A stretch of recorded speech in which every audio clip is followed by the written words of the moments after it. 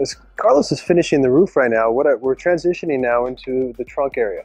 What I'm trying to do on full print, what I think is smart, especially if you're working with two people, is we're doing the roof, hood, and trunk first. This allows us to then break off into passenger and driver side if we don't bump up into each other. So again, really trying to don't create bottlenecks when you're wrapping, because you don't want to lose profit and time with installers just kind of standing around. So now we get to the trunk. Okay. Now for me, I think it's really important to see in sections and wrap in sections, not only based on what the car is giving you, but also in the design and the print. Talked earlier about at the intro about two-tone technique. Definitely going to use that on the trunk here. So for me, to wrap this trunk in one piece, you can do it, and I think good installers should be able to do this if you have to. But again, for me, don't always have to hit a home run. For me, I think it's just to wrap smart is key. So again, what are the sections here? Okay, for me, you have molding that went on here. Alberto took that off earlier, did a great job. So what we're going to do here in this case is it's supposed to be, based on the layout, green on this face, purple on top. Okay, instead of trying to wrap that in one piece, we're going to wrap it in two pieces. Much easier, because to wrap this in one sheet, you're going to get a lot of tension here, and it tends to bottleneck right in the middle and at the top. So again, you're going to have a lot of overstretching here, some failure here, and it just takes a lot of time and energy. You can do it, but it just is one of those things where you can wrap smarter. And here's how we're going to do it.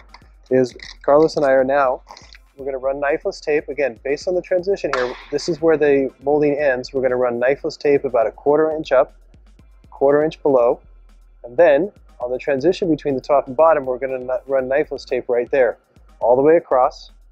We're going to take green, we're going to prop open the door with a backdoor prop to kind of keep it away from the bumper, make it easier to wrap. We're going to swing the green around, get the green to this first line of knifeless tape, cut it away, section number 1. Then we're going to pick it up and tuck it into knifeless tape line number 2, and then do this, section number 2. We're going to feed it in here nice and easy. Again, if we do it in two pieces, no tension on these edges here because it's basically super flat. Once we get this done, we cut away with knifeless tape here, line number 3.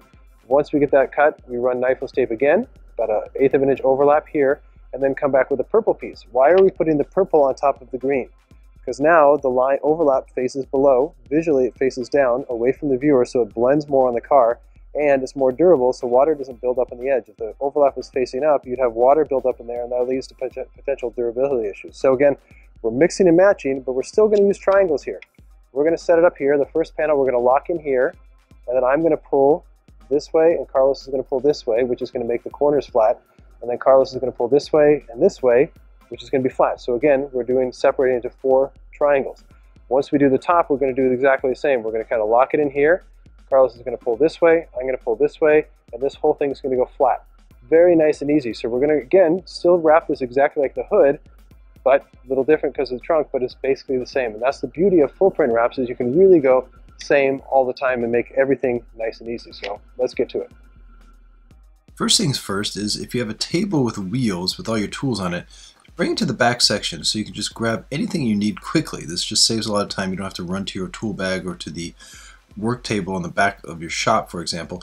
And I love to have all my tools right there on me, in my pants, and also on my tool belt, and also on that table there. So again, running 3 layers of knifeless tape right now. This is finish line.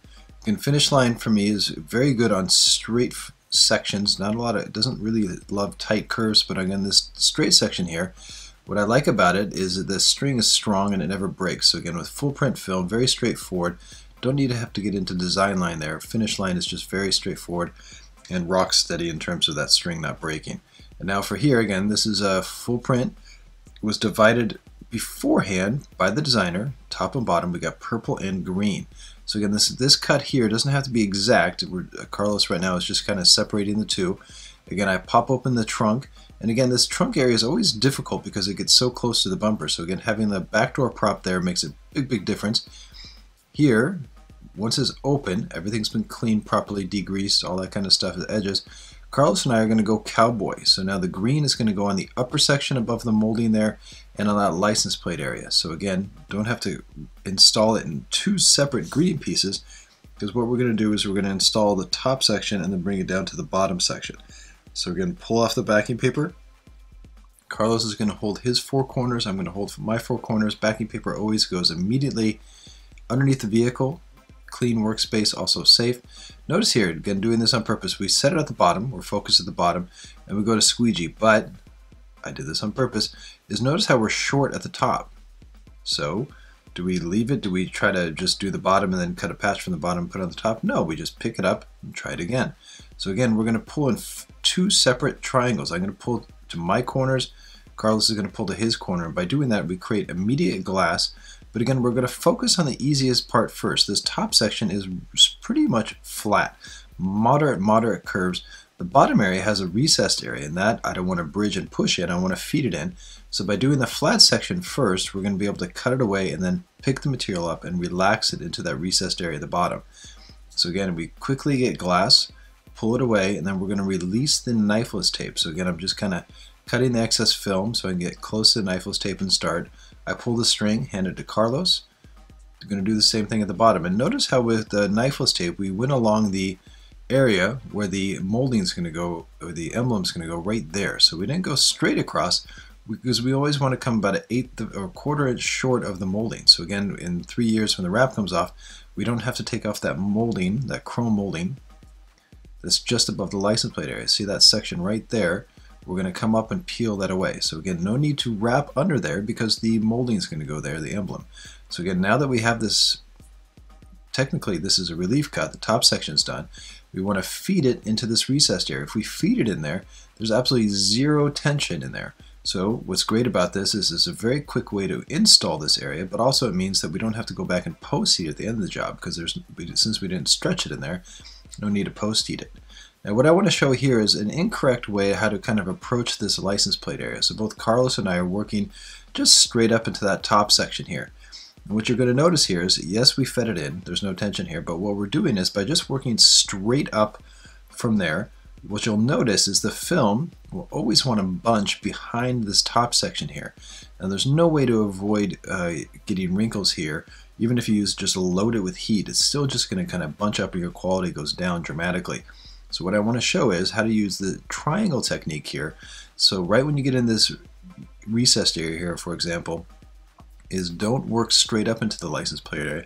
We're going to use a triangle. Carlos is going to pull to his side and I'm going to pull to mine, and we're going to pull cold. And just by pulling at that 45-degree angle from either side, look at the difference of how it ends up at the top of the license plate. So not only am I started by pulling away, I squeegee away as well, and that shifts the tension of the material from bunching up in the middle to the flat sides at the upper side, left and right of the license plate area. And now look out. I just kind of pick it up, tack it in, super easy, and what's most important here is no heat. And if we don't use heat here, the green stays green. This happens a lot. If you're using full print, you kind of heat it and you pull, it tends to whiten. So again, what I love about doing this cold and using that triangle technique is the quality is there, also both in terms of aesthetics, but also long-term durability because we don't overstretch it. Now for this actual license plate area, it has a raised groove on the side. So I put my application glove on, a little bit of soap and water, and I want to form it into the top ridge. It's not a super steep recessed area, so I'm just going to form it in. The license plate covers almost this entire area, so I just want to get it in nice and clean. Once I form it to the bottom, I'm going to form it around there's 4 placements for the screws there on either side. I form it there nice and clean. And then this back section here, right there where I'm surrounding, is a really actually deep recessed area. Steep sides goes in, but again the license plate is covering this. I think if I push it in there, I think it might fail over time. And granted the license plate is there, your client might not see it, but if they happen to pick up the license plate and it's popping, I think that could be just look terrible. So I'd rather, what I'm doing now is I'm not cutting directly on the body, I'm letting the edge of my blade go along the side and cutting it out. It looks nice and professional and clean, plus it's very durable. Once this is all done, you want to release the knifeless tape then from this top section here. So again, not wrapping behind the molding. I can't emphasize this enough. There's no need to because the molding is going there. Wrapping just enough that it'll look green from any angle. But again, what I love about this is there's absolutely no tension on the sides at the bottom in that recessed area because it was fed in. And most importantly, in 3 years when the graphics are going to be removed, there's no need to take off that molding. So again, you're going to get the exact same quality if you wrap fully under, but this is actually quicker, cleaner, meaner, and it saves a lot of time on the back end. So again, angle my blade out so I get full coverage from the sides. Again, don't cut it flush, but angle the blade out. And especially with it open, you can get that full wraparound quality without having to wrap any farther than that. So again, perfect quality without over wrapping. Now, what's very important, you're going to run knifeless tape again, but because running a finger back and forth over the knifeless tape to seal it and set it up, that gets oil from your finger on the surface. So you always want to degrease it with alcohol. And then you're going to come back and run the knifeless tape here again and use the edge of the knifeless tape to match up with the edge that was just cut. And this will create about 1/8 of an inch overlap. And again, this is again finish line. Finish line is that nice strong string, so again, no worries about it snapping halfway through or even when you're starting. But then take your time to make this as super symmetrical. And again, what I like about this is just going cowboy. So Carlos and I are just going to make sure that the purple's going in the right direction, so we flip it. And now we just pull the backing paper and go. And we're going to pull with the same triangle technique that we did before. So just release the backing paper, everything's clean and mean. Backing paper goes underneath the car, pull it up at the top, and again, look how flat and easy this section is. The only little tricky section is that curve at the front, and again, it's moderate, but you still want to get it right. So what I do is I set up a hinge to lock it in, and then I pull with triangles. I pull nice and even and flat and create the glass. But before I go too far there, I want to get that round section at the front. So I'm going to pull straight down and over. So I'm pulled again towards my corner, and Carlos is going to pull towards his corner, and that instantly makes that moderate curve flat. So notice I do that first, and then I start to squeegee the top area. So again, very important to do that curve first and not last, because I want as minimal tension there as possible. Even though there's not going to be much, you don't want any at all. So notice how I just kind of squeegee away from my hinge. Carlos is doing his half. So again, I could do this by myself, but it's just always so nice to work with someone else because it just makes it quicker. Taking the backing paper off, setting up glass, doing all that kind of good stuff. And with it open, again, first thing you want to cut is the corner. Again, I set it up there, the Belgian corner technique, where I tick it, work towards the front here, and I'm going to angle my blade out, cut to the corner, then I go back and seal the deal. And notice I angle my blade out so you get full coverage here. Same thing here, I angle my blade as far away as possible, and now I'm cutting to the corner, which has already been cut before. Cut it nice and clean, and then I squeegee away from the corners so I avoid any type of wrinkles there. So again, wrinkle-free corners, wrap around, great quality. Then, same thing here, knifeless tape has been set up, fold, hold the fold, and pull. Very straightforward. But it broke a little bit, so what do? Always leave excess on the other side, flip it around. It didn't break, it just kind of folded on itself. Now I come from this side, pull it as flat as possible, 180 degrees. And again, just showing these examples where if you don't leave enough excess knifeless tape on either side, you box yourself in a corner, so always leave yourself enough. Now I go back and run a finger over the area where the knifeless tape was removed just to make sure it's nice and sealed. But again, very clean finish there on that overlap, and what I love about it, absolutely zero tension. And one of my favorite comments during the install of this is Carlos, who's never installed a trunk in this style, looked at me and he's like, man, trunks are usually really hard, take a lot of energy. This just took us like 10-12 minutes, super easy, straightforward. He's like, man, that was easy. And he knows that there's no tension on any part of the edge. The quality's super high. So again, even just hearing his comment, and he really didn't know what to expect. He just kind of went with the flow. Again, that just confirms how strongly I believe in this kind of two-tone technique, wrapping in section style for the trunk. It's quick, it's straightforward, it avoids tension in the key areas, which creates absolute long-term durability, and the quality is there. So you get best of all those worlds, quality, durability, and efficiency. Plus, what I want to show here is that let's say you're wrapping this in one color, green on green. You don't have that two-tone technique where you got the purple on the green. That overlap will stand out if it's the two same colors. So what I'm showing here, just imagine if it's the same color, is coming back with mold and hold here. Again, this is a great product that looks like molding, factory molding on the car. And this really buffers that overlap. So again, I see a lot of installers using this product on these kind of areas where it just kind of frames it, makes it look part of the car, kind of grounds it, but also hides that overlap if it's the same color. Even if you don't, I think this actually looks good on this purple and green. So it kind of just makes it a little more part of the car, makes it look factory. And also what this does is it kind of overlaps the overlap, which creates extra durability. So again, two-toe technique, wrapping in sections, great stuff. Thanks for watching. Justin Pate.